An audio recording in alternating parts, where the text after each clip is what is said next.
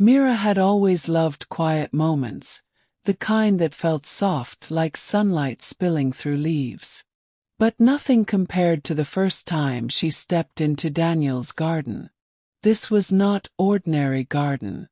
Daniel had planted every flower, every shrub and every tree himself.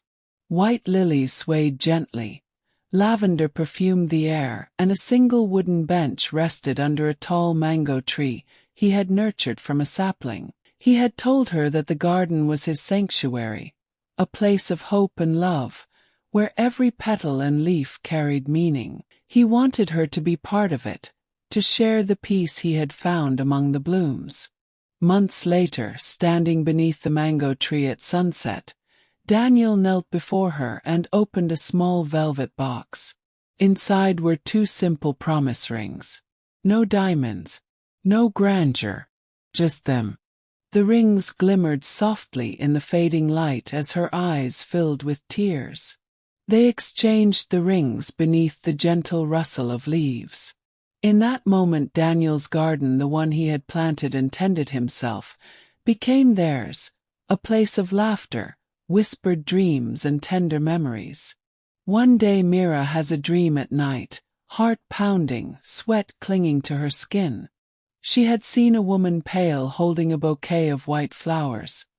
Her eyes full of sadness in her dream. The woman was holding the flowers next to Mira's bedroom. When she woke up she saw flowers on her floor and she was afraid. The dreams repeated night after night, the woman, flowers and the warning. She felt a creeping unease, and though Daniel comforted her, she could see a shadow flicker in his eyes, a weight he had never shared. Days passed and Daniel began avoiding the garden. He made excuses, claiming he was tired or suggesting they go somewhere else. The man who once lived among the flowers now seemed to shrink from the place he had planted with his own hands. Mira noticed but didn't talk. She waited patiently, reminding herself how they started. But soon she could not ignore the signs. Daniel's smiles were shorter. His evenings restless. Sometimes he stared off into nothingness, lost in memory. One evening, when the promise rings were mentioned, Daniel froze and quietly changed the subject. One afternoon at the market, Mira noticed a footstep walking towards her direction. She noticed the white flowers started dropping after the footsteps. She moved with quiet determination. She knew something was wrong. Mira understood that the garden's secret had a voice.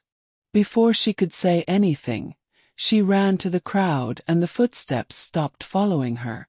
Mira realized this was not a dream. She looked frightening. Mira returned to Daniel's garden at dawn, compelled to uncover the truth. The air felt heavy and the sunlight seemed hesitant. Behind the mango tree, she noticed a small stone plaque, half buried beneath weeds. Kneeling, she cleared the leaves. 2 words appeared. For Cynthia. She swiped her face and saw another line. Forever in the garden. Her hands trembled. She knew she needed answers. Only Daniel could reveal the truth hidden in his carefully tended sanctuary. Mira stood in the garden, heart pounding, as the wind whispered through the leaves. The truth had to be told. Daniel's gaze fell to the wooden bench, brushing a finger along the spot where the rings had rested. Cynthia had been his first love. This garden had been their place. Every flower, every tree, every corner carried her memory. When she had passed, he had promised her that he would never marry anyone else, that he would keep her memory alive. That promise had endured until he met Mira. Myra's eyes filled with tears as the pieces fell into place. The dreams, the woman, the flowers, everything now made sense. Daniel had never intended to deceive her. He loved her truly with all his heart. But the garden would always hold a piece of the past, a past he could never erase. Mira understood the weight of his confession. She felt the pull of love but also the sting of a promise that could never be broken. She realized she could not stay not yet, not knowing that a part of him would always belong to Cynthia.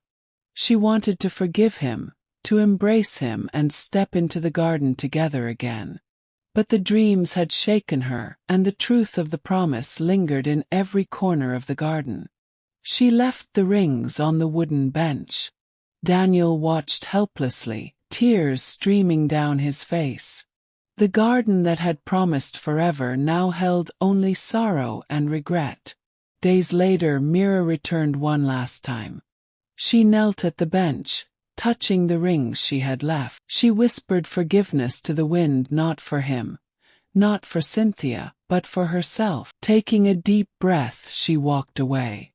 Daniel's garden remained, beautiful, silent, filled with memory and heartbreak. He wishes to marry, but each time he tries to settle down, the lady will appear, and that is how Daniel remains single, for promising what he can't fulfill. Sometimes love is not enough to erase the past, and not all the promises can be fulfilled.